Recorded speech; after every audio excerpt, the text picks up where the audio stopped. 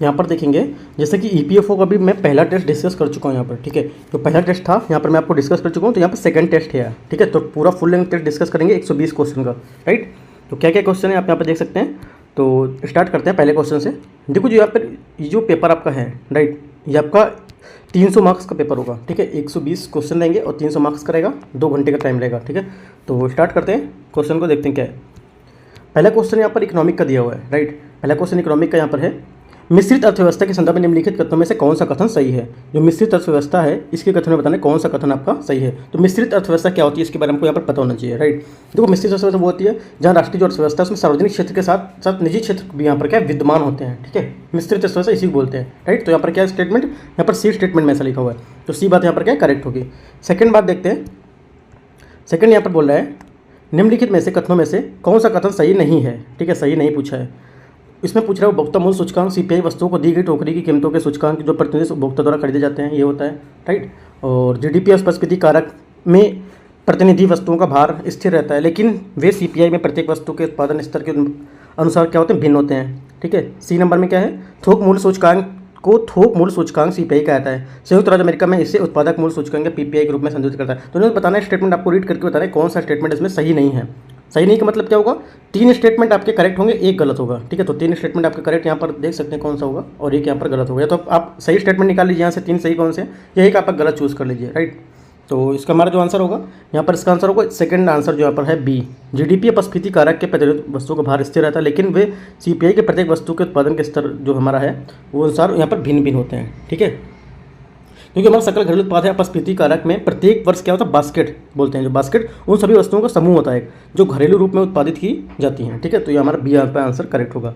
तीसरा देखते हैं। तीसरा नंबर क्वेश्चन यहाँ पर, बेरोजगारी की एक श्रेणी, ठीक है। बेरोजगारी की एक श्रेणी जो बाजार में उपलब्ध नौकरियों और बाजार में उपलब्ध श्रमिकों को कौशल के बीच में बेमेल उत्पन्न होती हैं। यहाँ किस प्रकार की बेरोजगारी की चर्चा हो रही है, राइट। तो यहाँ पे कौन सी बेरोजगारी चर्चा हो रही है, आपको पता होना चाहिए। चक्रीय बेरोजगारी क्या होती है, प्रतिरोधात्मक बेरोजगारी क्या होती है, संरचनात्मक बेरोजगारी क्या होती है, और प्रचंड बेरोजगारी क्या होती है। तो यहाँ पर जो हमारा आंसर रहेगा, यहाँ पे आंसर हमारा रहेगा संरचनात्मक बेरोजगारी। क्यों होता है, क्योंकि जो संरचनात्मक बेरोजगारी हमारी है, भारत में जो उपलब्ध नौकरियाँ हैं उनके बाजार में उपलब्ध श्रमिकों के कौशल को क्या है, बीच में बेमेल से उत्पन्न होने वाली जो बेरोजगारी है इसकी श्रेणी को दर्शाता है, ठीक है।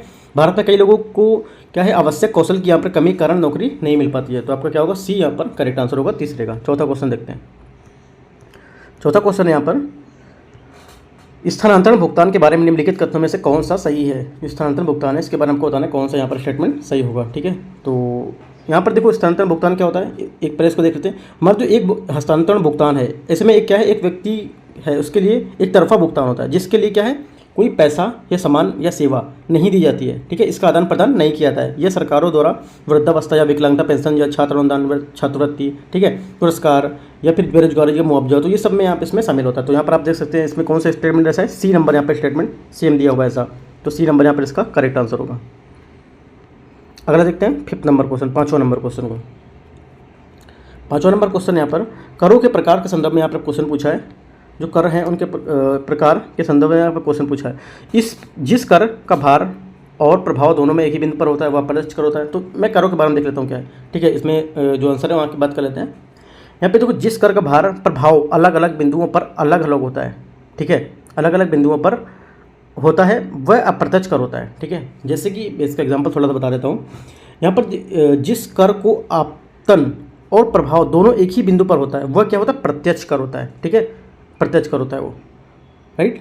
जिस व्यक्ति को ठेस लगती है या उसे कुछ खून बहता है, या उदाहरण के लिए हम मान सकते हैं आयकर ब्याज कर सहित, जबकि जिस कर का भार और प्रभाव अलग अलग बिंदुओं पर होता है वह क्या होता है, अप्रत्यक्ष कर होता है। तो ये यहाँ पर पूछा है, तो 5 का बी यहाँ पर करेक्ट आंसर होगा। 6वां नंबर देखते हैं। 6वां नंबर क्वेश्चन है बजट 2023-24। बजट 23-24 में श्री अन्ना शब्द का प्रयोग निम्नलिखित में से किसके लिए किया गया था, ठीक है। 6वां नंबर क्वेश्चन में जो बजट शब्द का प्रयोग है श्री अन्ना, ये किसके लिए प्रयुक्त किया गया था यहाँ पर, तो ये किया गया था आपका बाजरा के लिए, क्योंकि भारत को बाजरा का वैश्विक केंद्र बनाना यहाँ पर सरकार के लिए बाजरा को श्री अन्ना की योजना की घोषणा की थी यहाँ पर, इसके लिए यहाँ पर ये न्यूज़ में था, ठीक है। तो करेक्ट आंसर क्या होगा इसका, बी, 6 का बी। अगला देखते हैं 7 नंबर क्वेश्चन। 7 नंबर क्वेश्चन है संवैधानिक तरलता अनुपात के संबंध में निम्नलिखित कथनों पर विचार करना है। जो आपके संवैधानिक तरलता अनुपात है, इसको देख लेते हैं संवैधानिक तरलता अनुपात होता क्या है, ठीक है जी। देखो शॉर्ट्स में बताते चल रहा हूँ, क्योंकि इतना टाइम नहीं है कि आप पूरा एक बताऊंगा तो काफ़ी बड़ा ये वीडियो हो जाएगा, ठीक है। तो 1 घंटे के अंदर में रखना है मुझे, तो देखता हूँ इसको। तो देखो संवैधानिक तरलता अनुपात क्या होता है, सॉरी वैधानिक तरलता अनुपात। वैधानिक तरलता अनुपात को गैर नगद रूप में रखा जाना, जैसे कि जी सेक या कीमती धातु हैं, बॉन्ड जैसी होती हैं अनुमोदित, वे कुछ प्रतिभूतियाँ होती हैं। प्रत्येक वित्तीय संस्थान को इसे तरल संपत्ति के रूप में बनाए रखना होता है। तो यहाँ पर क्या होगा हमारा उपयुक्त में सभी यहाँ पर ऐसा है, ठीक है, सभी के बारे में आप बोल रहे हैं, तो करेक्ट आंसर क्या होगा डी, सभी बातें सही है। अगला देखते हैं 8वां नंबर क्वेश्चन को। 8वां नंबर क्वेश्चन है बजट 2023-24 में घोषित सरकारी पहल भारत श्री निम्नलिखित में से किससे संबंधित है। जो भारत श्री है वो निम्नलिखित में से किससे संबंधित है, राइट। तो ये हमारा संबंधित है प्राचीन शिलालेख और डिजिटलीकरण करना है इसको, ठीक है। क्या बजट 2023-24 में घोषणा की गई थी कि भारत से जो हमारा शेयर्ड है रिपोजिटरी ऑफ इनक्रिप्शन, मतलब भारत श्री को एक डिजिटल एपिग्राफी संग्रहालय स्थापित किया जाएगा, जिसमें पहले चरण में क्या है 1 लाख प्राचीन शिलालेख को यहाँ पर डिजिटलीकरण किया जाएगा। तो यहाँ पर हमारा आंसर क्या हो जाएगा, यहाँ पर सी इसका करेक्ट आंसर होगा, प्राचीन शिलालेख का डिजिटलीकरण। 9वां नंबर भारतीय बजट के संदर्भ में निम्नलिखित संदर्भ में प्राथमिक घाटा क्या है, ठीक है। तो प्राथमिक घाटा आपको पता होना चाहिए क्या है, उसके बाद ही आप क्वेश्चन कर पाओगे यहाँ, ठीक है। तो प्राथमिक घाटे की बात कर लेते हैं। जो इसमें देखो प्राथमिक घाटा क्या होता है, प्राथमिक घाटा इक्वल टू क्या होता है राजकोषीय घाटा, ठीक है। बता देता हूँ मैं, प्राथमिक घाटा इक्वल टू आपका होता है राजकोषीय घाटा, ठीक है, राजकोषीय घाटा माइनस क्या होता है यहाँ पर, माइनस ब्याज भुगतान, ब्याज भुगतान, ये आपका यहाँ पर होगा, ठीक है। तो ये होता है इसमें 1 वर्ष के लिए ब्याज देनदारियों को छोड़कर राजकोषीय घाटा प्राथमिक घाटा है, ठीक है। ये उस वर्ष वित्तीय घाटे जो है उसको दर्शाता है जिसमें अर्थव्यवस्था को विभिन्न ऋण देनदारियों को कोई भुगतान या ब्याज भुगतान नहीं करना होता है। तो यहाँ पर हमारा कौन सा स्टेटमेंट होगा, यहाँ पर हमारा सी स्टेटमेंट इसका करेक्ट आंसर होगा ये। अगला देखते हैं 10वां नंबर क्वेश्चन। 10वां नंबर क्वेश्चन यहाँ पर निम्नलिखित तत्वों में से कौन से घाटे वित्त पोषण के परिणाम हैं। जो वित्त पोषण के परिणाम हैं इनमें से कौन से घाटे हैं, मुद्रास्फीति, असमानता में वृद्धि, ठीक है, और भुगतान समस्याओं का संतुलन, बचत पर प्रतिकूल प्रभाव। तो यहाँ पर सभी जितने भी घाटे हैं यहाँ पर सभी वित्त पोषण का यहाँ पर परिणाम है, राइट। तो हमारा क्या होगा डी, यहाँ पर आपका आंसर करेक्ट हो जाएगा, 10वीं का डी, ठीक है। अगला देखते हैं 11 नंबर क्वेश्चन को। फिलिप्स वक्र क्या है, ठीक है। आपका जो फिलिप्स वक्र है वो क्या है, अर्थव्यवस्था की किसी दो समुच्चय के बीच में संबंध को वकालत करता है, मतलब किसको दर्शाता है, जो कि बताना है। महंगाई बेरोजगारी को, या पैसे की मांग आपूर्ति को, पैसे की आपूर्ति या ब्याज दर को, या आपको बचत और आय को। तो हमारा जो आंसर यहाँ पर रहेगा महंगाई और बेरोजगारी को बताता है, ठीक है। जो या एक हमारा ग्राफिक वक्र होता है जो अर्थव्यवस्था की मुद्रास्फीति और बेरोजगारी के बीच संबंध को दर्शाता है यहाँ पर, ठीक है। तो ये यहाँ पर इसका करेक्ट आंसर होगा 11 का। 12 नंबर क्वेश्चन देखते हैं। 12 नंबर क्वेश्चन है निम्नलिखित में से कौन सा कथन गिग वर्कर शब्द को सही ढंग से परिभाषित करता है। जो गिग वर्कर है उस शब्द को सही से परिभाषित करता है, इनमें से कौन सा है वो, ठीक है। तो स्टेटमेंट है हमारा, तो मैं आंसर देख लेते हैं क्या होगा। यहाँ पे आंसर आपका होगा पारंपरिक नियोक्ता कर्मचारी संबंध के बाहर जो श्रमिक हैं, ठीक है। यहाँ ये इसका आंसर करेक्ट होगा, राइट। 12 का ए आपका यहाँ पर करेक्ट होगा। इसको जो मैं थोड़ा सा एक्सप्लेन कर देता हूँ, जो सामाजिक सुरक्षा संहिता 2020 है, ठीक है।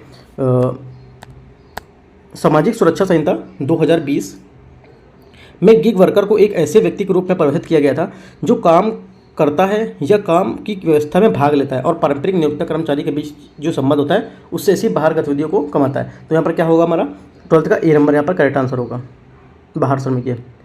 13 नंबर क्वेश्चन देखते हैं। 30 नंबर क्वेश्चन है निम्नलिखित में से कौन से कारक किसी देश की भुगतान संतुलन को अदृश्य खाता बनाता है। इनमें से कौन सा कारक जो है किसी देश की भुगतान संतुलन को अदृश्य खाता बनाता है, ठीक है।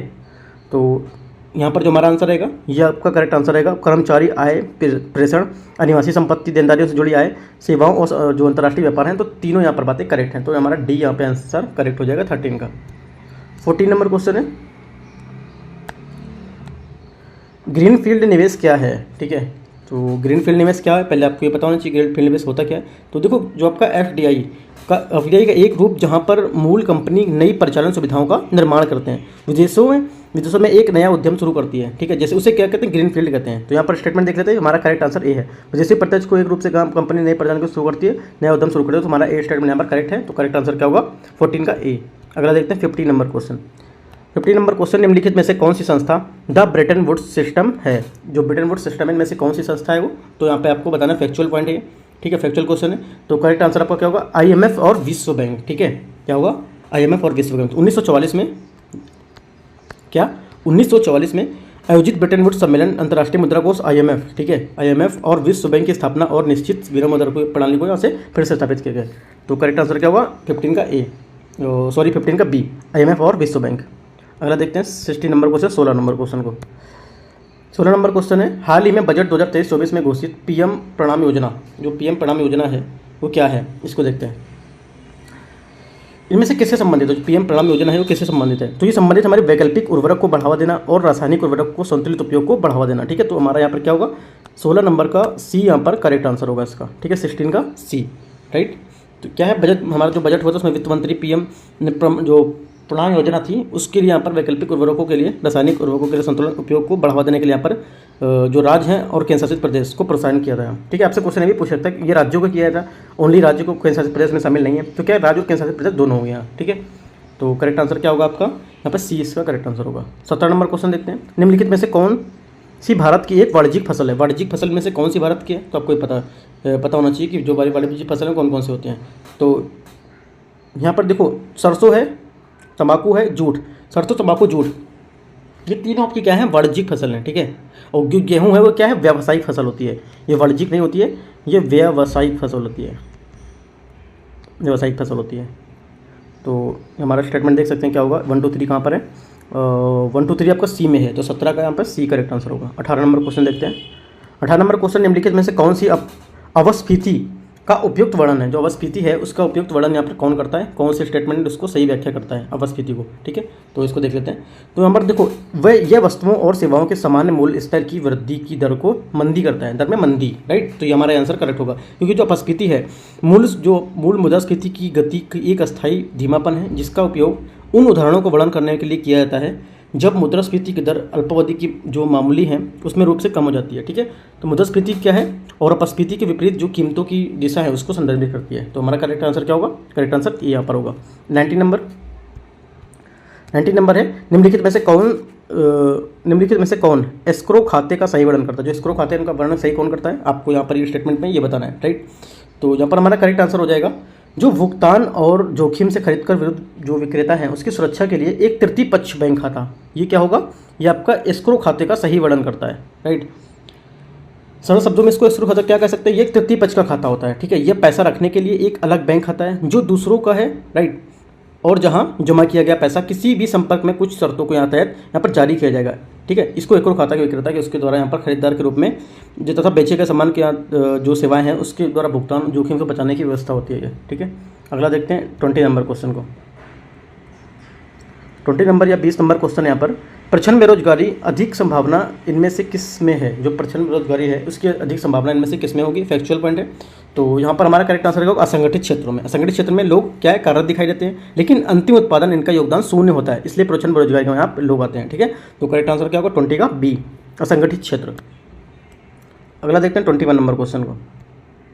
21 नंबर क्वेश्चन है, राष्ट्रीय आय शब्द निरूपित करता है किसको? जो राष्ट्रीय आय शब्द है वो इनमें से किसको निरूपित करता है? जो आपके स्टेटमेंट दिए इनमें से बताना है। तो ये निरूपित करता है हमारा, बाजार में जो कीमतें हैं, बाजार में कीमतों पर सकल राष्ट्रीय उत्पाद की कीमतें और अप्रत्यक्ष करों को घटाकर सब्सिडी को जोड़कर ये प्राप्त आए, राइट। तो मैं लिख के दिखा देता हूँ। 20 का जो 21 का फर्स्ट है या ए इसका करेक्ट आंसर होगा। मैं इसको थोड़ा सा लिख के दिखा देता हूँ।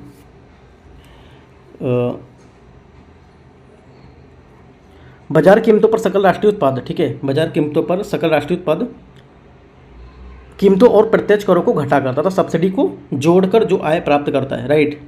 तो इसमें यहाँ पर देखो ऐसे बना लेंगे, जो निवल अप्रत्यक्ष कर है, राइट, इसको देखो बताते हैं।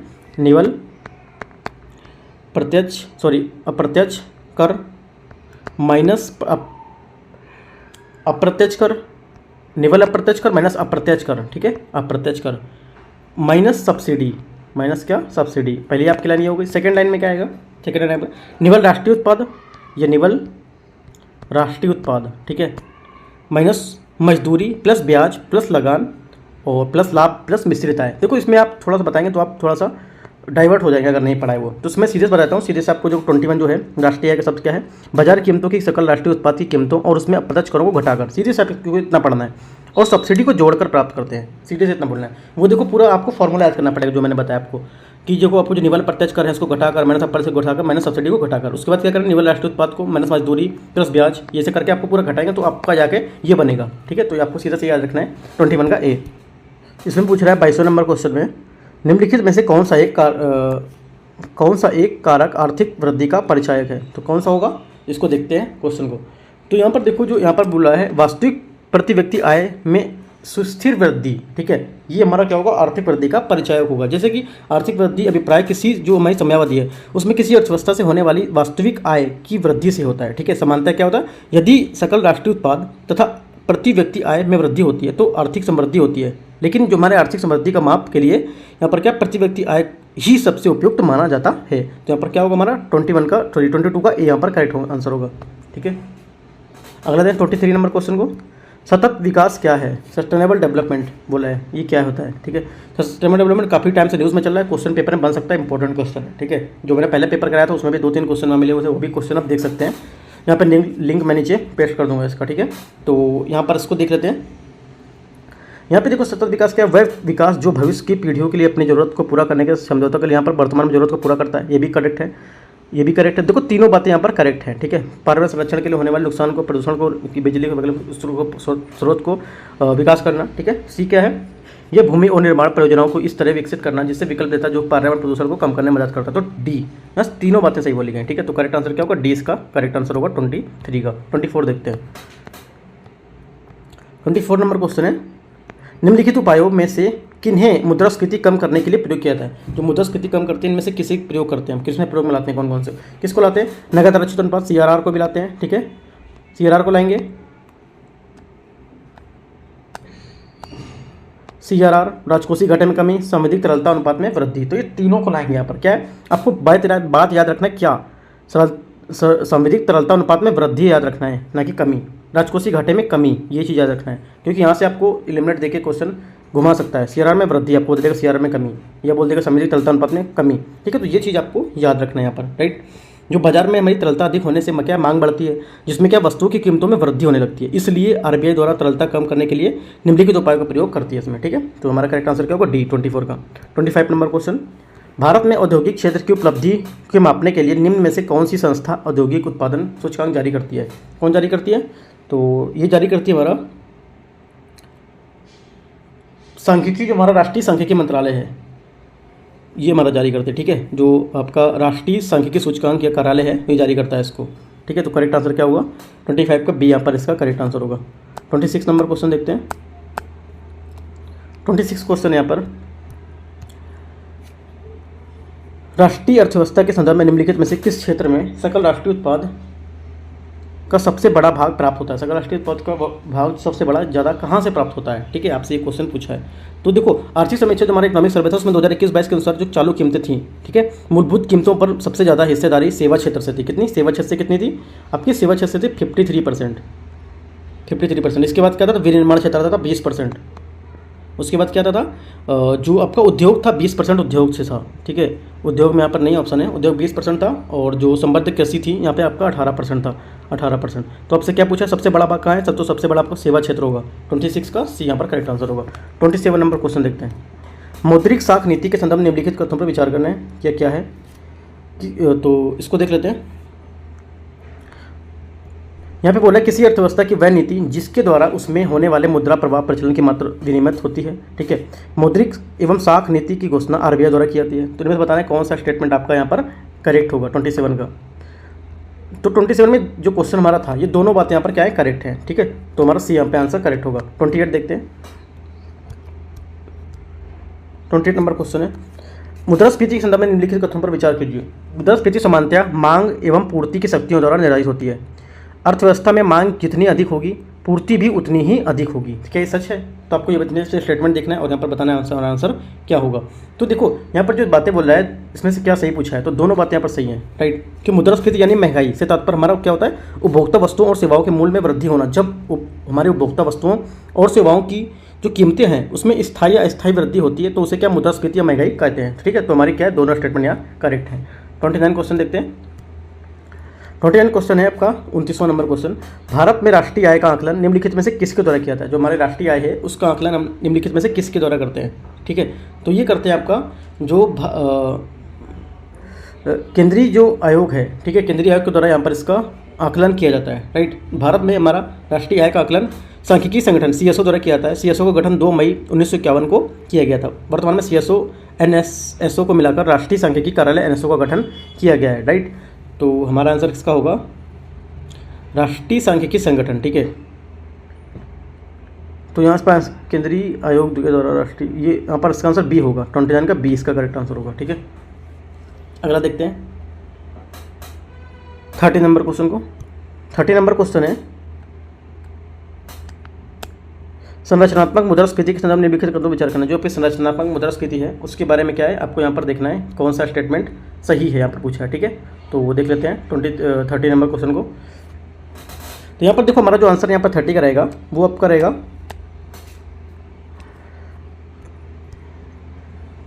30 का ए नंबर यहाँ पर करेक्ट है। संरचनात्मक मुद्रास्फीति तब होती है जब आपूर्ति में भारी गिरावट आती है और मांग में समान स्तर पर रहती है, ठीक है। आपको इतना याद रखना है कि संरचनात्मक मुद्रास्फीति क्या होती है। दो बात आपका याद रखना, संरचनात्मक मुद्रास्फीति तब होती है जब आपूर्ति में भारी गिरावट आती है और मांग में समान स्तर पर रहता है, ठीक है। इंपॉर्टेंट क्वेश्चन है, याद रखना है आपको। 31 देखते हैं यहाँ पे 31 क्वेश्चन क्या पूछ रहा है। 31 क्वेश्चन आपका है सुप्रीम कोर्ट के लिए यहाँ पर क्वेश्चन दिया हुआ है, ठीक है। भारत का सर्वोच्च न्यायालय उसके बारे में पूछा है। भारत का सर्वोच्च न्यायालय एक संघीय अदालत है, नागरिकों के मौलिक अधिकारों का संरक्षक है, संविधान के संरक्षक है, केंद्र और राज्य के कानूनों को लागू करने वाला होता है, ठीक है। तो इसमें से कौन सा है आपको ये बताना है, ठीक है। तो यहाँ पे देखो जो 1 2 3 तीनों बातें हैं, लेकिन चौथी बात यहाँ पर क्या है, चौथी बात आपके यहाँ गलत है। ये जो बोला ना इसने चौथी बात वो आपके यहाँ पर गलत होगी। क्यों गलत होगी इसको देखते हैं। तो चौथी बात है गलत है आपकी, फर्स्ट सेकंड थर्ड तीनों बात सही है, राइट। तो देखो सुप्रीम कोर्ट एक संघीय अदालत है, ये अपील की जो सर्वोच्च अदालत होती है ना। नागरिकों की जो मौलिक अधिकार हैं उसमें संविधान का संरक्षण प्रदान करने वाला होता है। न्यायालय कानून प्रवर्तक नहीं होता है, ये कानून का रक्षक होता है, कानून का प्रवर्तक नहीं होता है, ये कानून का रक्षक होता है, ठीक है। लागू नहीं कर सकता, कार्यकारी एजेंसियों द्वारा कानून लागू किया जाता है। तो हमारा डी क्या है यहाँ पे, ये डी मतलब चौथा ये जो है स्टेटमेंट हमारा गलत होगा। बाकी आपका 1 2 3 यहाँ पर सही होंगे, तो डी यहाँ पर करेक्ट आंसर होगा। 32 नंबर क्वेश्चन को देखते हैं। 32 क्वेश्चन है, निम्नलिखित में से कौन सा विषय भारत के संविधान की समवर्ती सूची में है। भारत के संविधान की समवर्ती सूची में इनमें से कौन सा विषय है ये बताना है, राइट।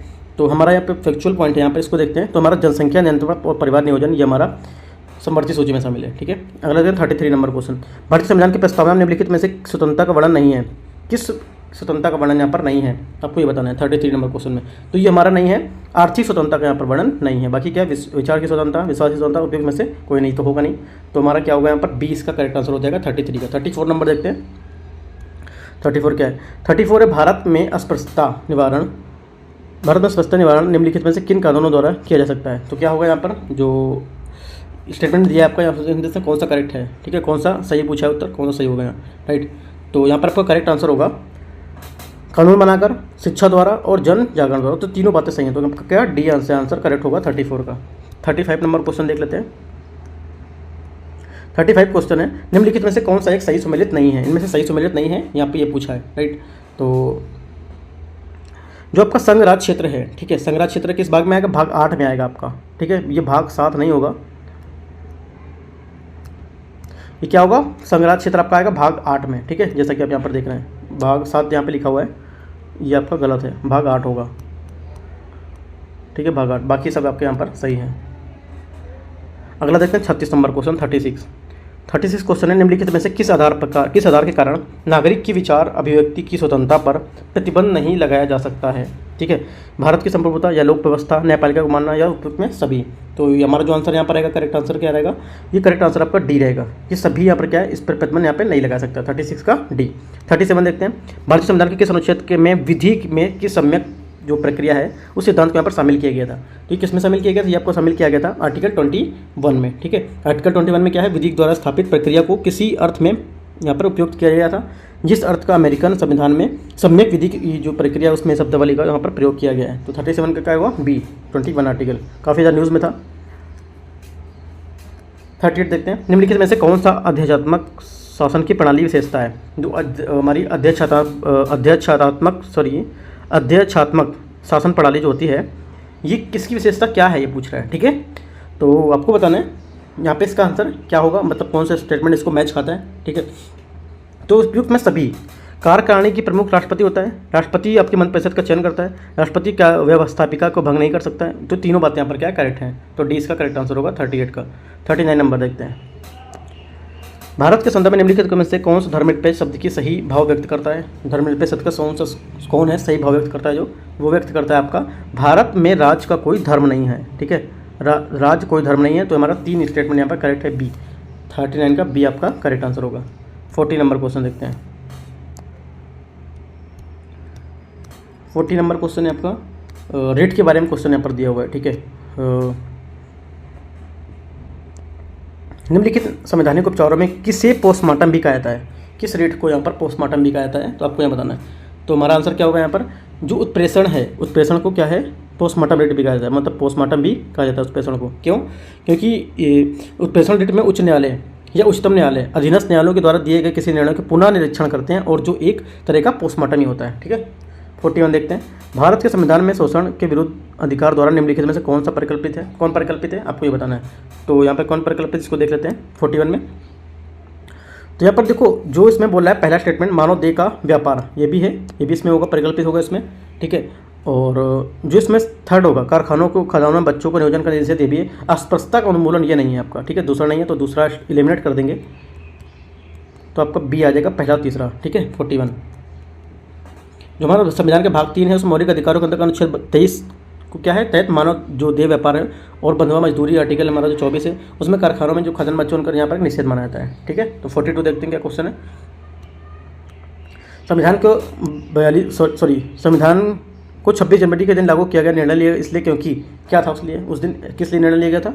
क्योंकि ये कांग्रेस इस दिन तिथि को 1930 में स्वतंत्रता दिवस के रूप में मनाया था। ठीक है, तो ये यहाँ पर स्टेटमेंट आपका करेक्ट होगा। 43 नंबर क्वेश्चन देखते हैं। नीति आयोग सिद्धांतों में से कौन सा सिद्धांत उदारवादी विचारधारा से आधारित नहीं है? उदारवादी विचारधारा से आधारित इनमें से कौन सा नहीं है? तो यहाँ पे आपको ये बताना है, ये भी फैक्चुअल पॉइंट ही आपका पूछा है क्वेश्चन का। तो हमारा क्या होगा आंसर, न्यायपालिका का कार्यपालिका का पृथक्करण। ये तीनों आपके स्टेटमेंट गलत है, इनमें से कोई नहीं है ना, आधारित नहीं, इनमें से कोई आधारित नहीं है। तो कौन सा होगा इसका, तो ये जान लेते हैं। तो हमारा यहाँ पर जो आंसर इसका रहेगा 43 का, ये अब करेगा, देखो राज्य के नीति से तत्वों में उदारवादी सिद्धांतों के अंतर्गत आर्टिकल जो 50 है। ठीक है, आर्टिकल 50 में न्यायपालिका और कार्यपालिका के पृथक्करण के अनुच्छेद 44, ठीक है, में सभी नागरिकों के जो एक समान नागरिक संहिता है, मतलब यूनिफॉर्म सिविल कोड जो होता है, एक अनुच्छेद 49 के राष्ट्रीय महत्व के तहत कलात्मक या ऐतिहासिक स्मारकों के स्थान के लिए यहाँ पर संरक्षण करता है। ठीक है, तो क्या होगा 43 का आपका डी यहाँ पर आंसर होगा। 44 नंबर क्वेश्चन देखते हैं। 44 नंबर क्वेश्चन है, भारत के नियंत्रण का महालेखा परीक्षक के बारे में क्वेश्चन दिया है।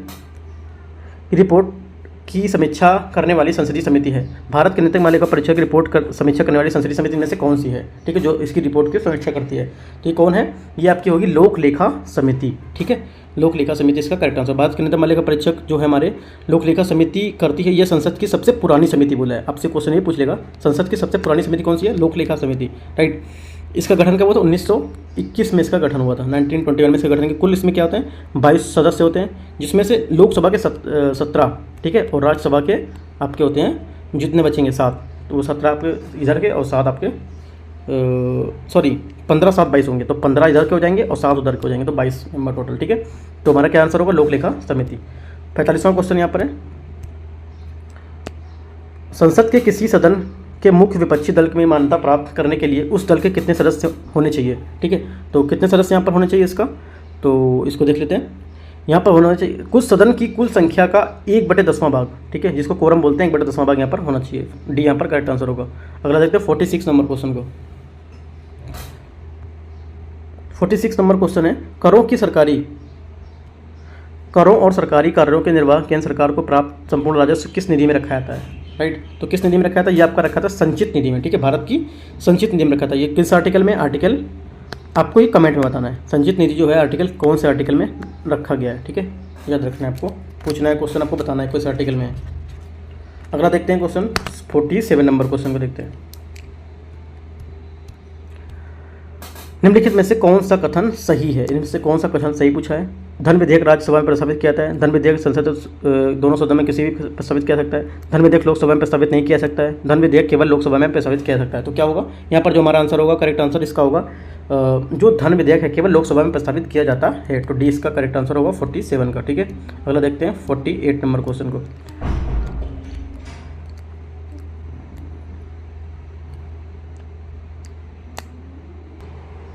नंबर क्वेश्चन यहाँ पर, प्रोटेम स्पीकर सामान्यतः किससे नियुक्त किया जाए? जो प्रोटेम स्पीकर होते हैं सामान्यतः किससे नियुक्त करते हैं? ये क्वेश्चन एक बार पूछ चुका एग्जाम में, तो आपको बताना है।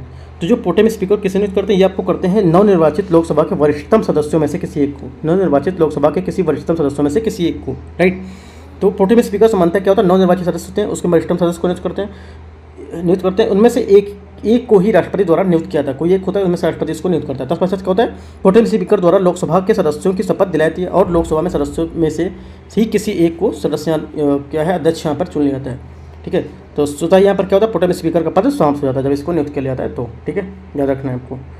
49 नंबर, राज्यपाल के सदन निम्नलिखित कथनों में से कौन सा सही नहीं है, ठीक है, कौन सा सही नहीं पूछा है आपको याद रखना है।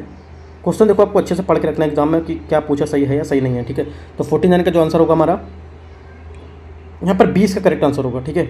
वह मृत्युदंड क्षमा कर सकता है, गलत है ये, क्या होगा, आर्टिकल 161, ठीक है। आर्टिकल 161 के अनुसार राज्यपाल उन विषयों के संबंध में जिन पर राज्य की कार्यपालिका शक्ति का विस्तार है, किसी अपराध के लिए दोष सिद्ध किए गए किसी व्यक्ति को दंड क्षमा या प्रतिबंध विराम या प्रतिहार करने के दंडादेश का निलंबन या परिहार लघुकरण ये कर सकता है, परंतु मृत्युदंड व क्षमा को माफ नहीं कर सकता। तो क्या होगा यहाँ पर बी गलत आंसर होगा, ठीक है। 50 देखते हैं 50वां नंबर क्वेश्चन को।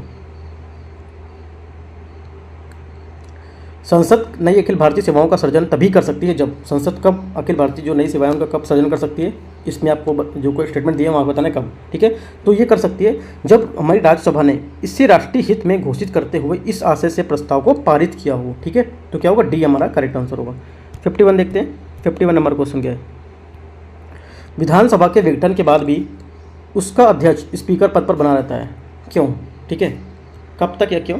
तो हमारा आंसर क्या है, विधानसभा के विघटन के पश्चात गठित जो विधानसभा है उसकी पहली बैठक के ठीक पहले तक बना रहता है, ठीक है। तो क्या होगा, ए इसका करेक्ट आंसर होगा 51 का। 52 देखते हैं। 52 क्वेश्चन निम्नलिखित में से किसने भारत में स्थानीय सरकारों के लिए ओम्बड्समैन की स्थापना की सिफारिश की थी? किसने की थी ये की थी जो द्वितीय प्रशासनिक सुधार आयोग था, ठीक है, द्वितीय प्रशासनिक सुधार आयोग था, उसने यहाँ पर इसकी स्थापना को इसकी जो स्थापना थी इसकी सिफारिश यहाँ पर की थी। तो करेक्ट आंसर क्या हो जाएगा इसका, सी इसका करेक्ट आंसर हो जाएगा। अगला देखते हैं 53 नंबर क्वेश्चन को। 53 नंबर क्वेश्चन है, निम्नलिखित में से कौन से कारक भारतीय संसद की संप्रभुता को सीमित करते हैं? जो भारतीय संसद उसकी जो संप्रभुता है इसको सीमित करते हैं, कौन से कारक करते हैं? ये आपका होगा सरकार की संघीय प्रणाली, ठीक है, और आपके न्यायिक समीक्षा की प्रणाली, ये दोनों होंगे, राइट। स्थानीय निकायों की संवैधानिकता ये आपका गलत होगा। तो यहाँ पर क्या होगा, 1 और 3 आपका करेक्ट आंसर होगा, ए। 53 का ए आपका करेक्ट होगा। 54 देखते हैं। 54 है, भारत का सर्वोच्च न्यायालय एक अभिलेख न्यायालय है, इसका आशय है क्या? इसका आशय क्या है? इसका आशय है सर्वोच्च न्यायालय द्वारा दिए गए सभी निर्णय अभिलेख के रूप में रखे जाते हैं जो अन्य न्यायालयों पर बाध्यकारी होते हैं। तो क्या होगा, 54 का ए यहाँ पर करेक्ट आंसर होगा। 55 नंबर क्वेश्चन देखते हैं। केंद्र और राज्य के मध्य होने वाले विवाद का निर्णय करने की शक्ति उच्चतम न्यायालय के किस क्षेत्राधिकार के अंतर्गत आते हैं? ये किस के अंतर्गत आते हैं? ये आपके आते हैं जो मूल क्षेत्राधिकार के अंतर्गत है, ठीक है, मूल क्षेत्राधिकार है उसके अंतर्गत यहाँ पर ये आते हैं। तो क्या है, 55 का सी यहाँ पर इसका करेक्ट आंसर होगा। 56 नंबर क्वेश्चन देखते हैं।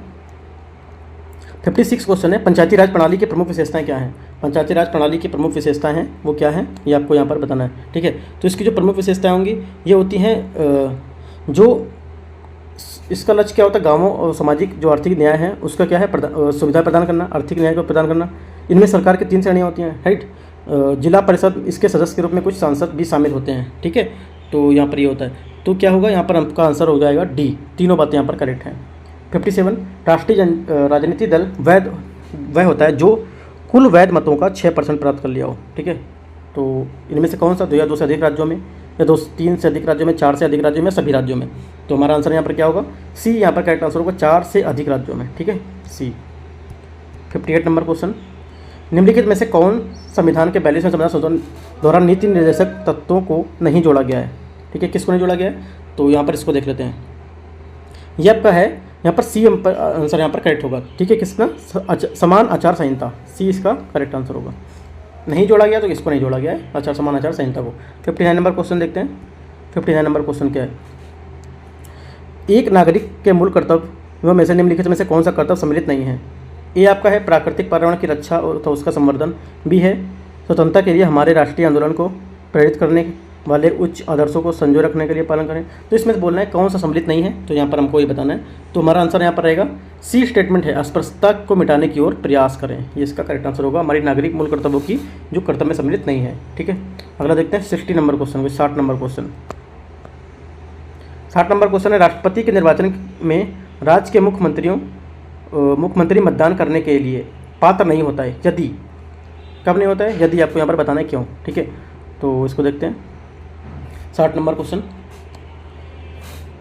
क्योंकि वह राज्य विधानमंडल में उच्च सदन का सदस्य हो। ठीक है, तो देखो यहाँ पर जो आर्टिकल हमारा होता है, आर्टिकल कौन सा, आर्टिकल 54। ठीक है, आर्टिकल 54 के अनुसार राष्ट्रपति चुनाव में जो राज्य विधानमंडल है उसके उच्च सदन के अर्थात विधान परिषद के सदस्य हैं वो मतदान नहीं कर सकते हैं। अतः क्या मुख्यमंत्री इस सदन के सदस्य जो वह राष्ट्रपति के चुनाव में मतदान करने के लिए पात्र नहीं होता है। ठीक है, तो करेक्ट आंसर आपका क्या होगा, करेक्ट आंसर आपका सी होगा। अगला देखते हैं 61 नंबर क्वेश्चन को। 61 नंबर क्वेश्चन क्या है, निम्नलिखित में से कौन भारत में वाणिज्यिक बैंक की संपत्ति में शामिल नहीं है। भारत की वाणिज्यिक बैंक है उसमें कौन सी संपत्ति शामिल नहीं है, आपको ये बताना है। अग्रिम, जमा, निवेश या मांग और अल्प सूचना प्रतिशत राशि। तो यहाँ पर हमारा आंसर क्या होगा 61 का बी यहाँ पर करेक्ट आंसर होगा, जमा। ठीक है, अगला देखते हैं 62 नंबर क्वेश्चन, हाल ही में चर्चा में रहा मिशन रफ्तार निम्नलिखित में से किससे संबंधित है। मिशन रफ्तार जो है आपका अभी न्यूज़ में था, किससे संबंधित है आपको ये बताना है, राइट। तो ये हमारा 62 नंबर क्वेश्चन है, ये हमारा संबंधित है मालगाड़ी और औसत गति से दोगुना तथा सुपरफास्ट मेल एक्सप्रेस ट्रेनों की औसत गति को 25 किलोमीटर प्रति घंटे तक बढ़ाने का लक्ष्य रखना, ये इसके रेल मंत्रालय की एक पहल थी। ठीक है, तो 62 का यहाँ क्या होगा, 62 का सी यहाँ पर आंसर करेक्ट होगा। अगला देखते हैं 63 नंबर क्वेश्चन को। 63 क्वेश्चन क्या है, करिए हमारे 50% क्वेश्चन यहाँ पूरे हो गए। ठीक है, अगला देखते हैं 63 नंबर क्वेश्चन, आकांक्षी जिला कार्यक्रम के संबंध में निम्नलिखित कथनों में से विचार कीजिए। आकांक्षी, इसे नीति आयोग द्वारा 2018 में लॉन्च किया गया था। ठीक है, आकांक्षी जिला कार्यक्रम 7 प्रमुख मापदंडों पर आधार पर यहाँ पर प्रदर्शन मूल्य सूचकांक जारी करता है। तो इसमें से कौन सा आंसर करेक्ट है आपको यहाँ पर ही बताना है। तो यहाँ पर दो बी स्टेटमेंट है, ओनली बी यहाँ पर करेक्ट है, दूसरी बात करेक्ट है, पहली बात यहाँ पर गलत है। ठीक है, तो क्या है, ये आपका नीति आयोग द्वारा लॉन्च किया गया था। ठीक है, ये तो सही है। ये कब लॉन्च किया गया था, 2018 में। ठीक है, इसमें क्या सही नहीं पूछा है, इनमें से कौन सा सही नहीं पूछा है। ये तो आपका सही है, सॉरी इसमें थोड़ा सा मिस्टेक हो गया, इसमें पूछा कौन सा सही नहीं है, तो दो यहाँ पर सही नहीं है क्योंकि इसे नीति आयोग के द्वारा 2018 में ही लॉन्च किया गया था। ठीक है, यहाँ पर क्या आकांक्षी जिला कार्यक्रम 7 प्रमुख मानदंडों के आधार पर जारी किया गया था।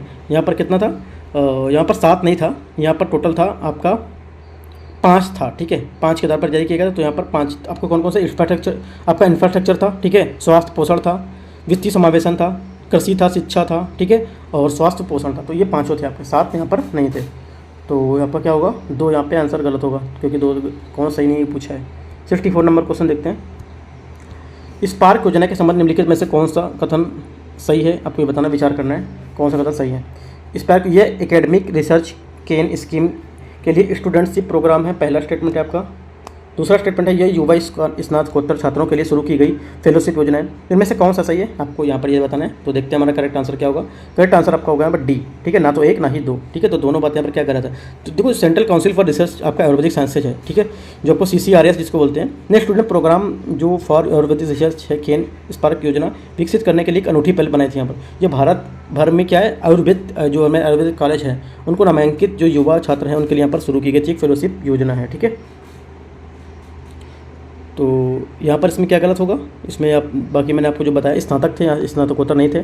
सेकंड बात आपकी ये गलत हो जाएगी। ठीक है, एकेडमिक के लिए था, ये भी गलत है। तो हमारी दोनों स्टेटमेंट यहाँ पर गलत हो जाएंगे।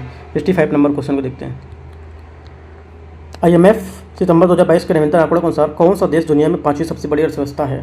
5वीं सबसे बड़ी अर्थव्यवस्था में से कौन सा है, ये भारत हो गया। ठीक है, डी।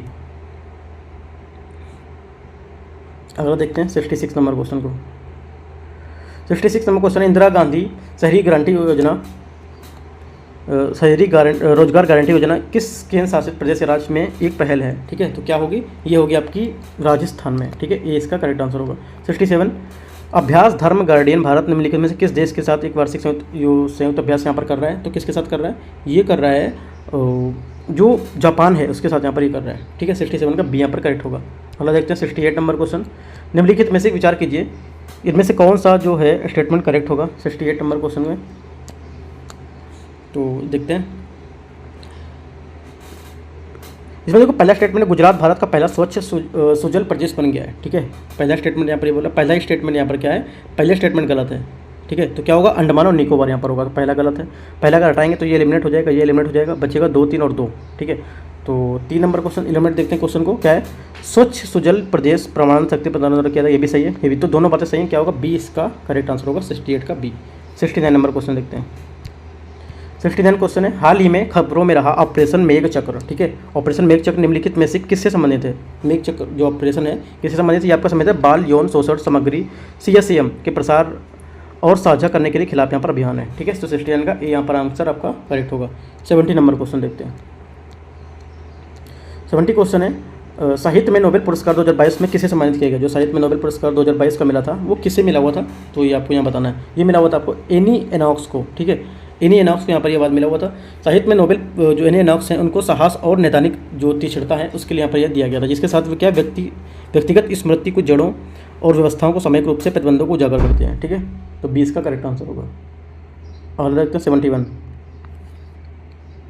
71 क्वेश्चन है, अखिल भारतीय त्रैमासिक स्थापना आधारित रोजगार सर्वेक्षण AQEES निम्नलिखित में से किस संगठन का जो विभाग द्वारा जारी किया जाता है, ठीक है, तो ये जारी किया जाता है हमारा जो श्रम ब्यूरो है, ठीक है, श्रम ब्यूरो है, इसके द्वारा यहाँ पर ये जारी किया जाता है, ठीक है। अगला देखते हैं 72 नंबर क्वेश्चन को। आर्थिक विज्ञान में नोबेल पुरस्कार 2022 3 वैज्ञानिकों को किस क्षेत्र में उसके शोध के लिए दिया गया था, तो किसके लिए दिया गया था, ये दिया गया था आपको बैंकों और वित्तीय संगठनों को शोध के लिए यहाँ पर इसको दिया गया था, तो ठीक है, तो यहाँ पर ए इसका करेक्ट आंसर होगा। 73 नंबर क्वेश्चन को देखते हैं, हाल ही में खबरों में रहा व्योम मित्र निम्नलिखित में से किससे संबंधित है। व्योम मित्र एक बार एग्जाम में कोई पूछ चुका है तो याद रखना इंपॉर्टेंट क्वेश्चन बन जाता है। व्योम मित्र क्या है, तो ये व्योम मित्र आपका होगा यहाँ पर जो आधा ह्यूमनॉइड रोबोट होता है, ये आपका ए इसका करेक्ट आंसर होगा, ठीक है। क्या है, व्योम मित्र एक महिला दिखने वाला अंतरिक्ष यान ह्यूमनॉइड होता रोबोट है जिसे भारतीय अंतरिक्ष अनुसंधान संगठन द्वारा गगनयान प्रकार करने के लिए विकसित किया जा रहा है, ठीक है। तो 74 क्वेश्चन देखते हैं, 2022 के लिए नोबेल शांति पुरस्कार प्रदान किया गया किसको। शांति पुरस्कार 2022 के लिए किसको किया गया, ये किया गया यूक्रेन और रूस के युद्ध को, ठीक है, यूक्रेन में जो रूस का युद्ध हो रहा है उसे, राइट, तो 74 का ए यहाँ पर इसका करेक्ट आंसर होगा। अगला देखते हैं 75 नंबर क्वेश्चन को।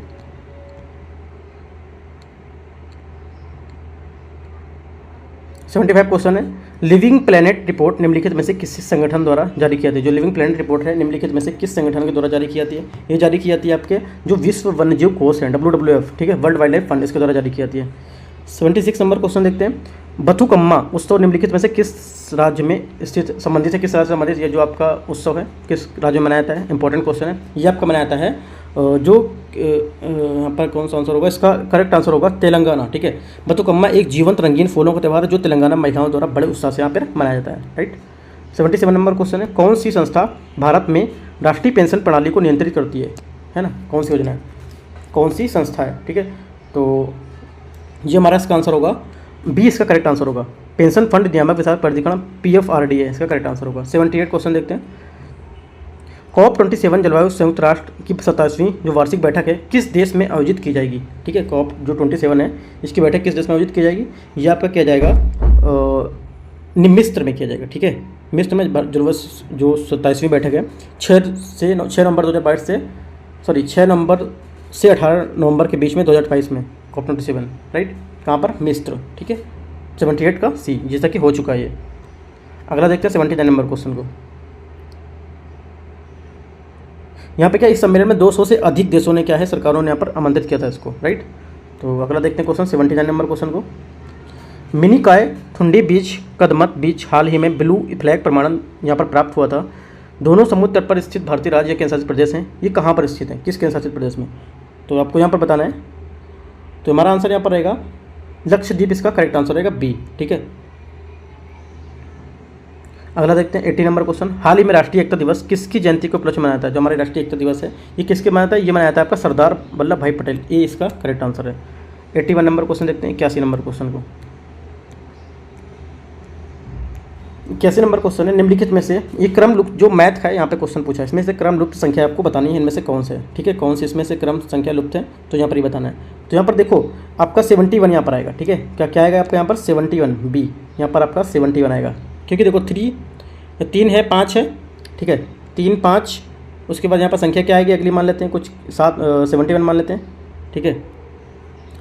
देखो इस टाइप से आप करेंगे, 3 लिखा है यहाँ पर, 5 लिखा है, 5 लिखा है, 19 लिखा है, 7 लिखा है, 41 लिखा है और 9 लिखा है, ठीक है, इस टाइप से आपका लिखा है ये 19 5 तो देखो ऐसे करना है, 3 को आप यहाँ से लेंगे 3 5, ठीक है, ये आ जाएगा आपका +2, राइट।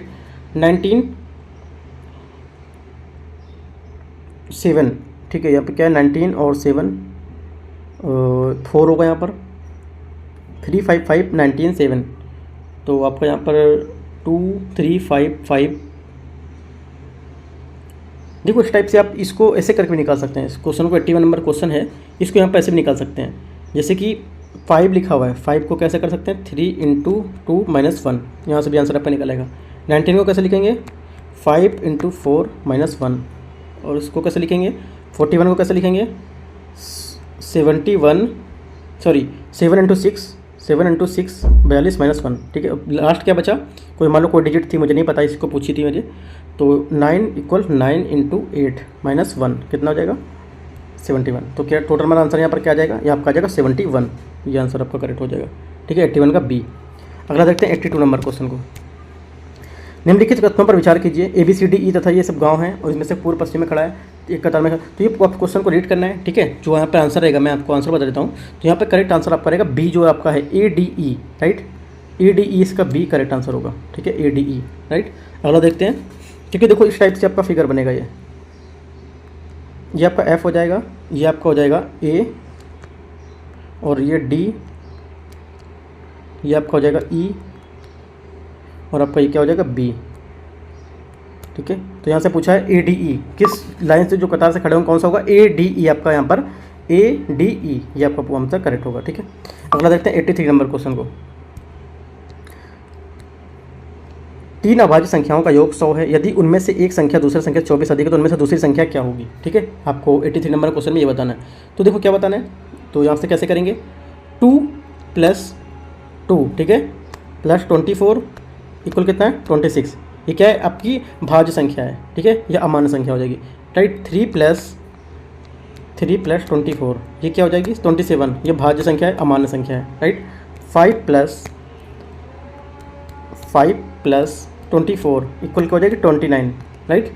और 7 + 7 24 इक्वल 31, तो ये क्या हो जाएगी 62। तो यहाँ पर आंसर हमारा क्या होगा, डी इसका करेक्ट आंसर होगा, ठीक है। 83 का क्या होगा 61, डी करेक्ट यहाँ पर आंसर होगा इसका, ठीक है। अगला देखते हैं 84 नंबर क्वेश्चन। 11 से 50 के बीच कितनी संख्या ऐसी हैं जो 7 से विभाजित है परंतु 3 से विभाजित नहीं है। तो देखो इसको देख लेते हैं। तो यहाँ पर जो हमारा रहेगा, देखो 11 से 50 तक कितनी होंगी 14, ठीक है, 14 21 28 35 42 और 49 ये होंगी, राइट। तो इसके बाद क्या होगी, जिनमें से ऐसी संख्याएं कौन सी हैं जो 3 से विभाज्य नहीं होंगी।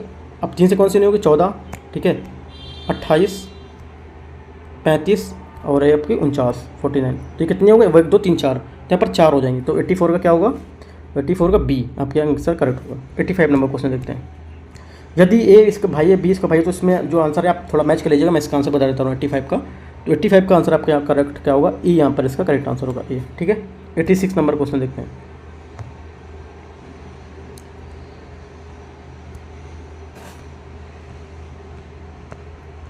क्वेश्चन है, 1 जनवरी 1995 को रविवार था, तो 1 जनवरी 1996 को कौन सा दिन होगा, ठीक है। ये क्वेश्चन अच्छा क्वेश्चन है आपका कैलेंडर में, तो इसको देखते हैं।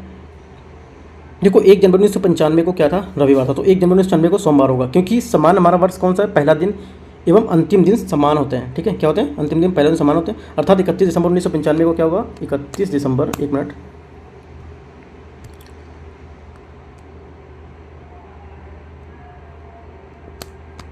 31 दिसंबर 1995 को क्या था, यहाँ पर आपका रविवार होगा, ठीक है। 31 दिसंबर 1995 को रविवार होगा, अतः क्या होगा 1 जनवरी 1996 को सोमवार था, ठीक है, सोमवार था। तो करेक्ट आंसर क्या होगा 86 का आपका बी यहाँ पर करेक्ट आंसर होगा। अगला देखते हैं 87 नंबर क्वेश्चन को। अंडर रूट्स में दिया हुआ है 841 और यहाँ पर दिया हुआ है 3249। इसका क्या निकालना है, प्राकृतिक संख्याएं ये, और ये में कितनी प्राकृतिक संख्याएं हैं आपसे पूछा है, ठीक है। तो जो हम इसका निकालेंगे 841 का निकालेंगे यहाँ पर, और इक्वल इस कितना आएगा इसका 29 × 29 आएगा, ठीक है। 29 × 29 ये आएगा, तो इक्वल का जाएगा 29 यहाँ पर इसका आएगा, ठीक है। उसके बाद इसका क्या होगा 32 49 का इसका होगा 57, मतलब रूट्स में लगाएंगे 57 इंटू 57, ठीक है। तो ये आपके यहाँ पर बचेगा 57, राइट।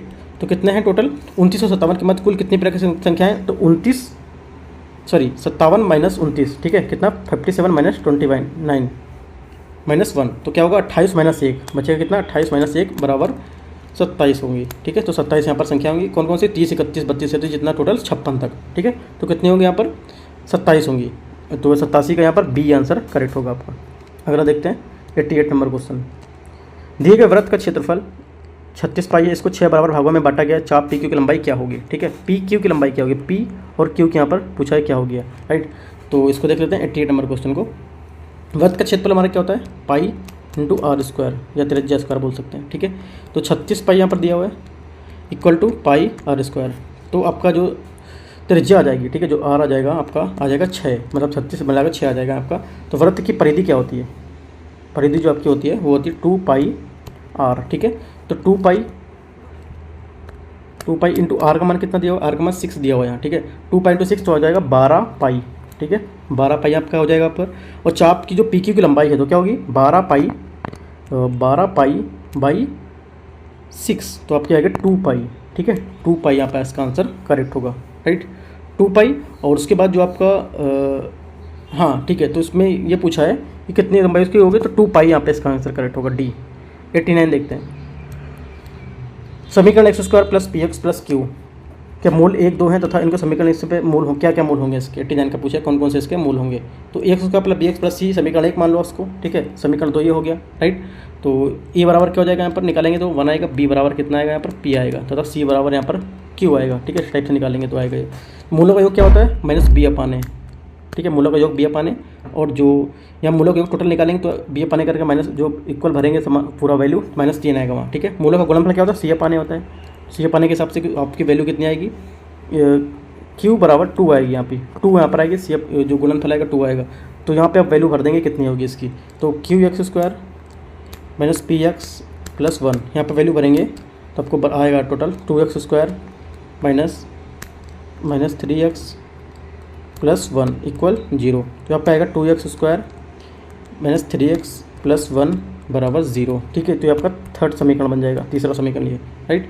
तो उसके बाद क्या है दोनों का मूल ए और बी के मान भर देंगे, तो alpha plus beta equal to minus 3/2, ठीक है। उसके बाद क्या होगा और अल्फ़ा इंटू बीटा जो गुणनफल था क्या होगा 1/2, तो ए अल्फ़ा माइनस बीटा का स्क्वायर बराबर अल्फ़ा प्लस बीटा का स्क्वायर माइनस 4 अल्फ़ा बीटा, यहाँ पे इसकी वैल्यू को भर देंगे जितना आएगा, ठीक है। तो कितना आएगा टोटल आपका आएगा इक्वल में 9/4 माइनस 2 इक्वल 1/4, राइट। उसके बाद क्या आएगा alpha minus beta equal to 1/2, ये आपका 5वां समीकरण हो जाएगा। तो इस टाइप से चौथा 5वें समीकरण को जब हल करेंगे तो इसका आंसर आएगा -1/2 और -1, ठीक है। -1/2 और कमा -1, ये आप अपने तरीके से भी कर सकते हैं सॉल्व, ठीक है। ये मैंने अपने तरीके से बताया इसको, तो अपने तरीके से भी क्वेश्चन को सॉल्व कर सकते हैं, ठीक है। तो हमारा करेक्ट आंसर क्या होगा -1/2 -1, ये कहाँ पर होगा सी में होगा, 89 का सी यहाँ पर करेक्ट आंसर होगा आपका, ठीक है। अगला देखते हैं 90 नंबर क्वेश्चन को। 90 नंबर क्वेश्चन है एक कार को 10 औरतें 7 दिन में पूरा कर सकती हैं और उसी कार को 10 बच्चे 14 दिन में पूरा कर सकते हैं। इस कार को 5 औरतें 10 दिन में कितने दिन में पूरा करेंगे, ठीक है। तो ये क्वेश्चन देख लेते हैं। देखो आपको क्वेश्चन ये थोड़ा सा मैथ करेंगे कोशिश प्रैक्टिस करेंगे तो ये क्वेश्चन आपको समझ आ जाएगा, राइट। तो मैं थोड़ा सा बता देता हूँ। 10 औरतें, ठीक है, 10 वुमेन 7 दिन का काम करती हैं इक्वल 10 बच्चे, ठीक है। 10 बच्चों का 14 दिन का कार्य इसके बराबर होगा कितना 10 बच्चों का 14 दिन का कार्य। तो एक औरत एक वुमेन कितना हो जाएगा 2 बच्चा बराबर की हो जाएगी, ठीक है। इतना तो आप निकाल लेंगे। 5 औरत कितना हो जाएगी 10 बच्चा की, ये सब तो बात नॉर्मल बात है। 5 वुमेन बराबर 10 बच्चे, ठीक है। तो 5 औरत इसलिए क्या होगा, इसलिए 5 वुमेन प्लस 10 बच्चा बराबर कितना हो जाएगा 10 प्लस 10 बराबर 20 बच्चे, ठीक है, 20 बच्चे। तो M1 D1 equal to M2 D2, तो D2 इक्वल टू आ जाएगा यहाँ पर 7 दिन, ठीक है। 5 औरतें 10 मिला के कितने दिन पूरा करेंगे 7 दिन में पूरा करेंगे। तो आंसर क्या होगा यहाँ पर डी इसका करेक्ट आंसर हो जाएगा। 91 नंबर क्वेश्चन देखते हैं। 91 क्वेश्चन है यदि XY धनात्मक पूर्णांक इस प्रकार है कि x² - 5² बराबर 13, x² + y² संभव मान क्या होंगे यहाँ पर 91 में पूछा है। तो इसके संभावना क्या होंगी, आप देखो जो एक्स वाई के धनात्मक पूर्णांक को बता देंगे इसमें, ठीक है। एक्स प्लस वाई बराबर 13, 13 13 × 1 = 13। संभावना क्या होंगे, एक्स प्लस वाई का 13 मान हो जाएगा और एक्स बराबर वाई हो जाएगा यहाँ पर, या एक्स माइनस वाई बराबर 1। तो उनको जोड़ेंगे, दोनों को निकालेंगे सॉल्व करके दोनों को समीकरणों को, तो टोटल यहाँ पर क्या 85 यहाँ पर आएगा, ठीक है। तो 85 यहाँ पर इसका करेक्ट आंसर ही हो जाएगा। इस टाइप से क्वेश्चन करना है। 92 नंबर क्वेश्चन देखते हैं। 92 क्वेश्चन है, एक कमरे की लंबाई चौड़ाई तथा ऊंचाई के अनुसार 12 मीटर 3 मीटर और आदमी कमरे से 14 मीटर 12 मीटर इतने मीटर लंबी छड़ों को रखना चाहता है। तो इस कमरे में देखते हैं कितनी छड़ों को आगे रख सकता है, ठीक है। तो सब इसमें देखो फैक्चुअल पॉइंट के जो क्वेश्चन है, कोई ज़रा टफ क्वेश्चन नहीं पूछा है मैथ का, ऑलरेडी आप कर लेंगे क्वेश्चन अगर थोड़ा सा तैयारी किया हुआ है मैथ का, तो राइट। तो उसमें देखते हैं क्या होगा 92 का। तो इसमें 92 में देखो मैं आंसर की यहाँ पर बात कर लेता हूँ।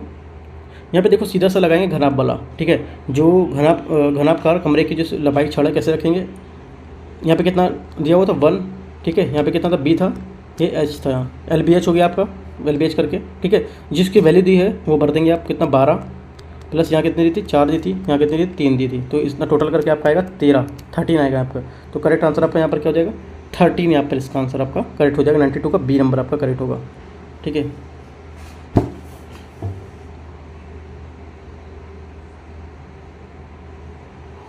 तो देखो क्या है यहाँ पर बोला था, इसमें पूछा था कि छड़ों में केवल 2 ही छड़ें हैं कमरे में रखी जा सकती हैं जिनको 12 और 13 मीटर की हैं। तो 2 छड़ रखी जा सकती हैं, तो 2 इसका करेक्ट आंसर होगा, 12 और 13 मीटर की।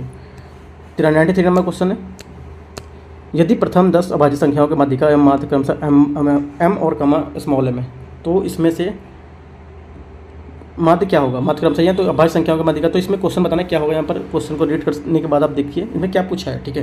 तो m = स्मॉल m, राइट। यहाँ पे देखो मैं आंसर की बात कर लेता हूँ। इसमें 2 अभाज्य संख्याएं जो हैं, ठीक है, 10 अभाज्य संख्याएं 2 3 5 7 11 13 17 19 23 जो अभाज्य हैं, ठीक है, वो लिख लेंगे। उसके बाद क्या है n/2 मैं फार्मूला बता दे रहा हूँ, n/2 पद प्लस n/2 + 1, ठीक है, 1वां पद। इस टाइप से आपका फार्मूला है /2, ये लिखेंगे तो यहाँ से आपका आंसर निकल आएगा। तो 5वां पद प्लस 6वां पद /2, तो कितना आ जाएगा 11 + 13/2, कितना आएगा 24/2 = 12, ठीक है। तो 10 अभाज्य संख्याओं का माध्य कितना होगा, यहाँ पर आ गया, यहाँ पे इसका 12 निकाला है। उसके बाद क्या लिखेंगे 10 अभाज्य संख्याओं का माध्य लिखेंगे, जो 10 अभाज्य संख्या है उनका माध्य क्या होगा, 2 3 5 7 जितना था 10 टोटल करके वो करके अपन 10 कर देंगे, जितना आएगा वहाँ पर 12.9 करके आएगा आपका, टोटल करेंगे तो 129/10 आएगा, उसको करेंगे तो 12.9 आएगा वहाँ पर, ठीक है। 12.9 माध्य जितना आएगा वो, और जो आपका यहाँ पर इसमें निकला हुआ था वो, तो यहाँ पर टोटल आपका 12.9 आएगा, ठीक है। 12.9 वो 9 आपका देख लेता हूँ थोड़ा सा 93। तो क्या होगा, माध्यिका बड़ा है, ठीक है, क्योंकि मैंने दोनों निकाले, माध्य निकाले, ठीक है। माध्य आपका कितना आ रहा था 12 आ रहा था और माध्यिका आपकी 12.9 आ रही थी, तो क्या होगी माध्यिका आपकी बड़ी होगी। तो m बड़ा है वो माध्य से, ठीक है, याद रखना है आपको। अगला देखते हैं 94 नंबर क्वेश्चन है। 94 क्वेश्चन है, कुछ प्रेक्षण यहाँ पर दिए हैं उसका बहुलक क्या होगा, जो मैक्सिमम बार यहाँ पर दिए हैं उसका बहुलक क्या होगा। यहाँ पर प्रेक्षण में 7 की बारंबारता क्या है 5 बार है, मैक्सिमम बार है, तो इसकी बहुलक क्या होगी 7 होगा, ठीक है। अगला देखते हैं 95 नंबर क्वेश्चन को। 8 मित्र एक पार्टी में मिलते हैं, सभी एक बार हाथ मिलाकर संभावित हाथ मिलाने की संख्या कितनी हो जाएगी, यहाँ पे आपसे ये पूछा है, ठीक है। तो n क्वेश्चन इसका फॉर्मूला क्या होता है, n - 1/2, ठीक है। 8 × 8 - 1/2 तो हो जाएगा 4 × 7 = 28, ठीक है। यहाँ पर कितना हो जाएगा 28 बार, करेक्ट आंसर क्या होगा 28C, ठीक है। 96 नंबर क्वेश्चन देखते हैं। 96 क्वेश्चन है, अधोलिखित कथनों पर विचार कीजिए। यहाँ पर देखो क्वेश्चन दिए हैं, गुणनखंड दिए हैं और इसमें विचार करना है कौन से स्टेटमेंट सही है। तो गुणनखंड आप कर ही लेंगे, इसके कौन कौन से गुणनखंड क्या होंगे तो यहाँ बताने की जरूरत नहीं है मुझे, ठीक है। तो बेसिक ही आप सॉल्व कर सकते हैं, तो इसका आंसर आ जाएगा, क्या आंसर आएगा मैं बता देता हूँ। यहाँ पर डी इसका करेक्ट आंसर आएगा, ना तो 1 ना ही 2, बाकी आप आंसर यहाँ से निकाल सकते हैं क्या आंसर आएगा, ठीक है। अब देखते हैं अगला देखते हैं 97 नंबर, 2 गोलों के पृष्ठ का क्षेत्रफल का अनुपात कितना है 9:4, तो उसके आयतनों का अनुपात कितना होगा, ठीक है। तो इसको कैसे करते हैं, माना दोनों गोलों की त्रिज्या कितना है R1 R2 मान लेते हैं, ठीक है। गोले का पृष्ठ का क्षेत्रफल कितना है पाई 4πr², ठीक है। तो इसको निकालते हैं, तो निकालेंगे 4πr1² बटे 4πr2², तो 4π बटे क्या जगह R1/R2, ठीक है। R1 बटे कैपिटल है R1/R2 = √9/4, तो कितना आएगा 3/2 आएगा ये, ठीक है 3/2। तो गोले का आयतन कितना हो जाएगा, गोले का आयतन 4/3, ठीक है 4/3 पाई आर क्यूब। यहाँ पर मेरा कितना निकला हुआ था पहले वाला, वो निकला हुआ था 3/2। तो इसको अप्लाई करेंगे यहाँ पर 4/3 पाई आर क्यूब, तो 4/3 कट जाएगा, पाई से पाई कट जाएगा। R1/R2 बराबर कितना हो जाएगा, 3/2 था तो 3/2, तो कितना हो जाएगा क्यूब हो जाएगा इसका 3 3 27, 27/8, तो कितना हो जाएगा 27:8 हो जाएगा यहाँ पे आपका आंसर, ठीक है। तो यहाँ पे आंसर कितना 27:8 हो जाएगा। अगला देखते हैं 98 नंबर क्वेश्चन। एक पिता की उसके पुत्र की आयु की उम्र की 9 गुनी है तथा माता पुत्र की आयु 8 गुनी, पिता की माता की आयु का उम्र का योगफल 51 वर्ष है, तो पुत्र की उम्र क्या है, ठीक है। 98 में क्वेश्चन ये पूछा है। तो नॉर्मली से क्वेश्चन आप सीधा सा कर सकते हैं, कुछ नहीं है इसमें। माना पुत्र की आयु x मान लेंगे, ठीक है, पुत्र की आयु x मान लेंगे और पिता की उम्र 9x मान लेंगे,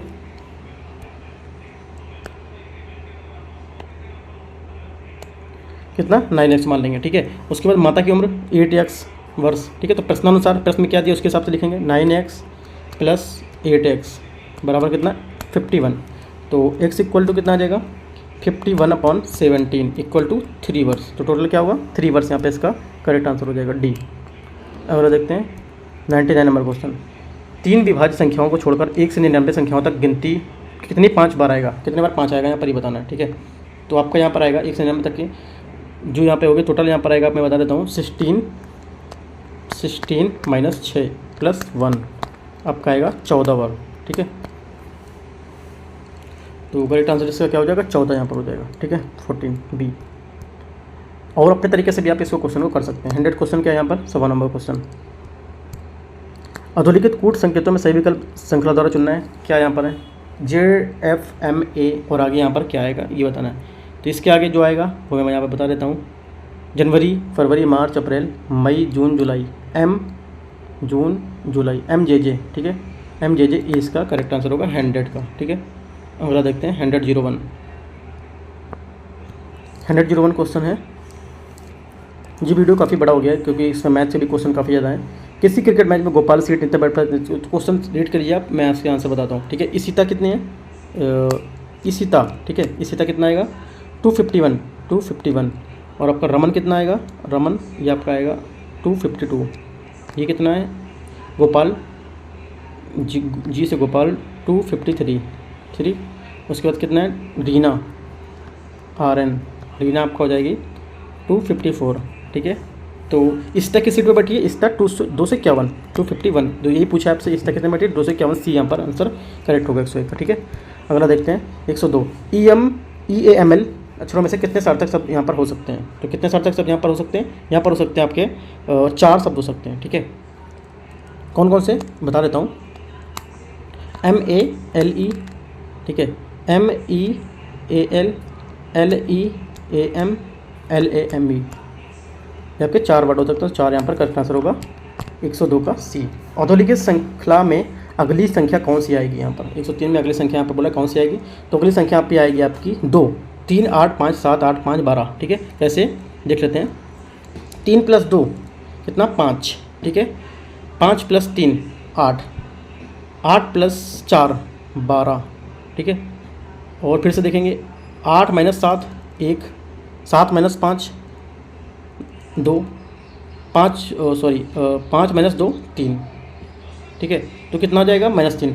तो यहाँ पर ये बोल रहा है यहाँ सब घटाने पे चल रहा है, यहाँ पे जोड़ने पे चल रहा है, तो यहाँ पर क्या अगली संख्या क्या आएगी, अगली संख्या यहाँ पर 2 आएगी, ठीक है। यहाँ से घटाने पे चल रहा है ऊपर वाला और यहाँ से ये वाला करेंगे जो 3 और 5 वाला ये आपका जोड़ने पे चल रहा है, ठीक है।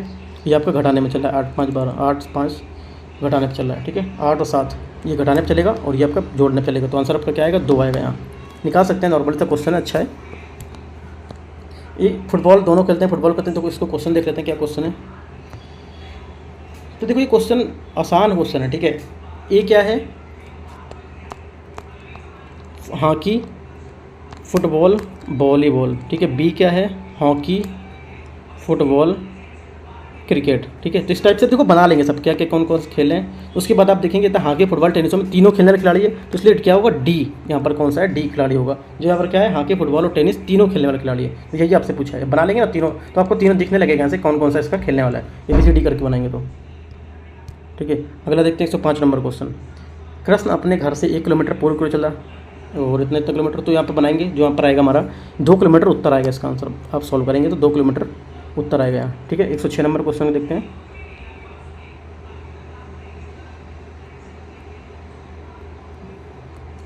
एक 106 नंबर क्वेश्चन है, ए तथा बी की मासिक आय 4-5 है, और इतने इतने का 7-9 है, तो दोनों को 50 बढ़ता है, तो 50 रुपये बचत करता है, तो ए की मासिक आय क्या होगी। इजी क्वेश्चन है भी, तो देख लेते हैं 106 नंबर में। देखो आप सीधे से यहाँ पर एक क्वेश्चन बना सकते हैं, मतलब समीकरण बना सकते हैं। 4x - 7y = 50, ठीक है। अगला क्या होगा, 5x - 9y = 50। ये दो समीकरण दोनों को सॉल्व करेंगे तो आ जाएगा आपका x बराबर आपका आ जाएगा यहाँ पर 100, इतना तो आप निकाल लेंगे। उसके बाद क्या आएगा, ए की मासिक आय पूछिए तो 4x है, तो 4 इंटू जो आपकी 100 आई तो 400 हो जाएगी यहाँ पे। तो करेक्ट आंसर क्या हो जाएगा आपका, यहाँ पे आपका आंसर 400 हो जाएगा, ए। 106 का ए। 107 नंबर क्वेश्चन देखते हैं। एक घन के प्रत्येक कोर को 50% बढ़ा दिया जाए तो उसके पृष्ठीय क्षेत्र में कितने % की वृद्धि होगी, ठीक है। इसको देखते हैं 107 नंबर क्वेश्चन को। यहाँ पे आपका होगा 125% वृद्धि। क्यों, क्योंकि देखो इसका फॉर्मूला क्या होता है, a + a इंटू 50 पूछा है, 50% बढ़ा देता है, तो कितने से 50 से 100 हो गया, तो क्या हो जाएगा, a + a/2 सॉल्व करेंगे तो इक्वल क्या आएगा 3/2a, है ना, ये आ जाएगा इसका। तो क्या हो जाएगा, यहाँ पर भरेंगे जब इसका मान भरेंगे तो आएगा 6 × 3/2a का स्क्वायर, तो आएगा 6 × 3/2 × 3/2a, तो a स्क्वायर बराबर आ जाएगा आपका 27/2। तो a बराबर यहाँ पे आ जाएगा कितना, तो ये इतना आपका मान ये आया, ठीक है। उसके बाद क्या करेंगे, घन के पृष्ठीय क्षेत्र में वृद्धि पूछेंगे कितना हुआ है, ठीक है। पृष्ठीय क्षेत्र में कितना वृद्धि हुआ है, तो आप देख लेंगे 27/2 a स्क्वायर - 6a², तो माइनस करेंगे तो आएगा आपका 15a²/2 आएगा आपका यहाँ, ठीक है, इतना आएगा। उसके बाद क्या करना है आपका, इसमें वृद्धि कितनी की हुई है तो आपको बताना कितने % वृद्धि हुई, तो आपका 15a²/2/6a², तो आपका आ जाएगा इंटू 100, तो आपका यहाँ पर आ जाएगा 125%। इस टाइप से निकाल सकते हैं। बाकी आप भी कोई आपके पास ट्रिक हो तो उस ट्रिक से भी क्वेश्चन सॉल्व हो जाएगा, ये वैसे वहाँ से भी निकाल सकते हैं, ठीक है। अगला देखते हैं 108 नंबर क्वेश्चन को। 108 नंबर क्वेश्चन है, इसमें क्वेश्चन पूछ रहा है ए की मासिक का बी कैसे इतना अधिक है, तो इसमें से कितने % अधिक हो, कितने % कम है, ठीक है, ये पूछा है यहाँ।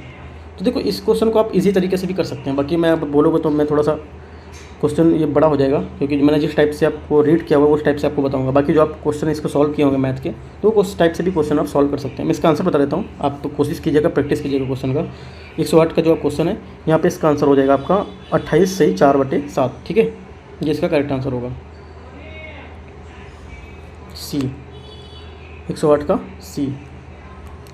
अगला देखते हैं 109 नंबर क्वेश्चन। किसी घड़ी में 3:12 से 6 समय बदलने की सुई के कितने अंश घूम जाएगी, ठीक है, कितने अंश घूम जाएगी ये पूछा है।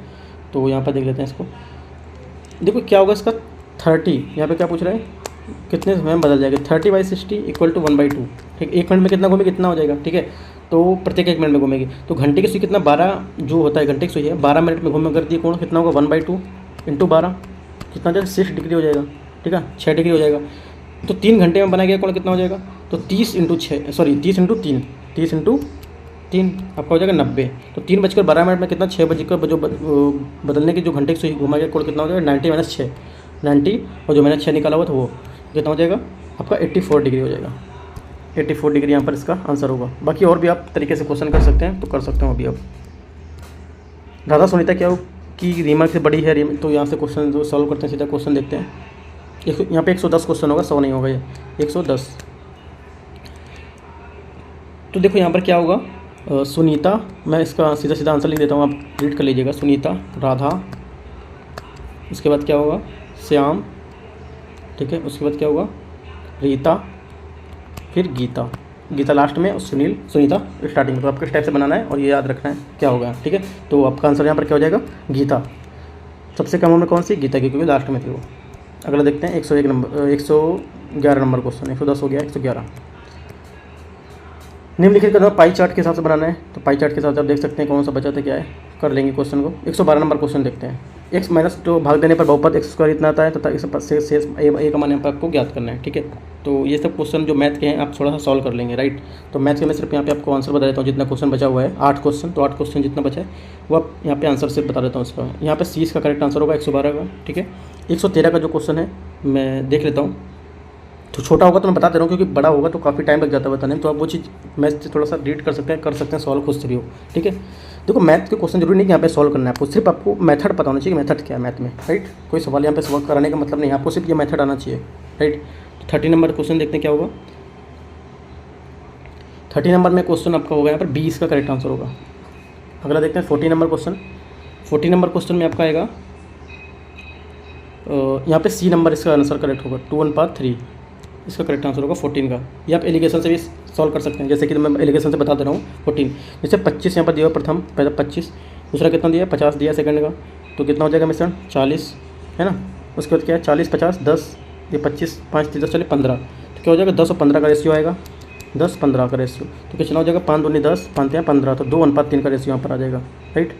तो करेक्ट आंसर क्या हो जाएगा 2:30, 114 का सी हो जाएगा यहाँ, ठीक है। अगला देखिए 115 नंबर क्वेश्चन। 115 नंबर क्वेश्चन है आपका, यहाँ पे आपका जो आंसर आएगा सॉल्व कर सकते हैं आप, ए 5 किलोमीटर आएगा। 116 नंबर क्वेश्चन देखते हैं।